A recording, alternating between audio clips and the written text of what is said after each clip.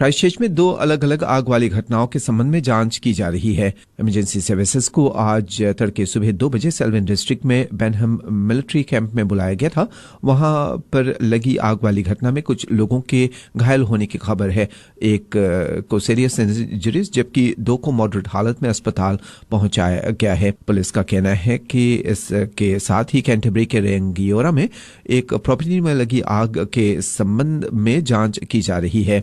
Fire emergency विभाग को तड़के सुबह 4 बजे आज रंगियोरा में एक पते पर बुलाया गया था।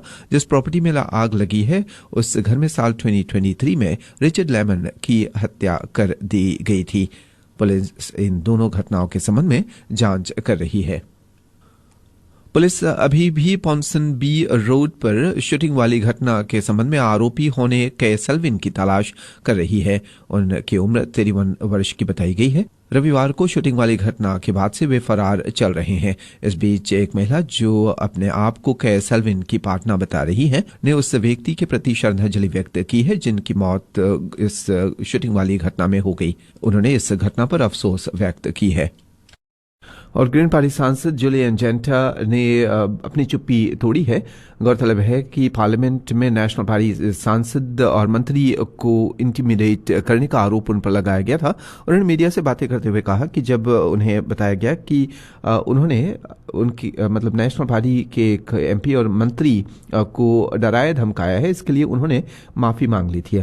आपको बता दें कि उसके बाद में जेंटा के खिलाफ एक फ्लोरिस्ट ने भी आरोप लगाए थे कि उनके शॉप में आने के बाद में ग्रीन पार्टी सांसद उन पर चीखी थी।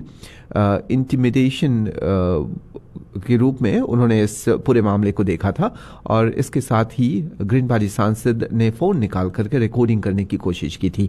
इस पूरे मामले के बारे में अब ग्रीन पार्टी सांसद जुलियन जेंटा ने कहा कि ऐसा इसलिए उन्होंने किया क्योंकि वह हॉस्पिटल जा रही थी और फ्लावर्स लेने के लिए फ्लोरिस्ट के पास में गई थी, बहुत ज्यादा स्ट्रेस में थी और तब ऐसा उन्होंने शायद किया होगा। ऐसे समय में जबकि जॉब कट्स हो रहे हैं, ये जानकारी सामने आ रही है कि प्राइम मिनिस्टर के दफ्तर में $50,000 का अपग्रेड का वर्क किया गया है। इसको लेकर के सवाल उठाया जा रहा है कि ऐसे समय में जबकि स्टाफ की छटनी कई विभागों में की जा रही है तो क्यों इतने पैसे प्राइम मिनिस्टर के दफ्तर को अपग्रेड करने के लिए खर्च किया गया है। और उधर फिलीपींस की ओर देखें तो इजरायली फोर्सेस ने अब इजिप्ट और सदर्न गाजा का जो बॉर्डर है उसे पार कर लिया है। उस जगह पर इजरायल की ओर से हवाई हमले किए जा रहे हैं। आपको बता दें कि सीज फायर की मांग की जा रही थी। 7 महीनों से ये जंग दोनों देशों के बीच में चल रहा है। इस बीच इजरायल की ओर से और हवाई हमले किए गए हैं। दिल्ली के अरुण जेटली स्टेडियम में कल रात दिल्ली कैपिटल्स और राजस्थान रॉयल्स के बीच आईपीएल मैच खेला गया, जिसे देखने स्टेडियम आए लोग उस वक्त हैरान रह गए जब दर्शकों के बीच से अरविंद केजरीवाल के समर्थन में नारे की आवाजें सुनाई दी। इस दौरान कुछ युवाओं ने अरविंद केजरीवाल जिंदाबाद और दिल्ली का लाल केजरीवाल जैसे नारे लगाए। इसके बाद पुलिस ने एक्शन लेते हुए उन्हें हिरासत में ले लिया। उनके खिलाफ कानूनी कार्रवाई की जाएगी। Sports news. खेल समाचारों की ओर देखें तो चैंपियंस लीग सेमीफाइनल के दूसरे लेग का मैच शुरू हो गया है। पेरिस सेंट जर्मेन और बोरुसिया डॉर्टमंड के बीच में यह मैच खेला जा रहा है। आपको बता दें कि पहले लेग के मैच में बोरुसिया डॉर्टमंड की जीत 1-0 से उसके होम ग्राउंड में हुई थी।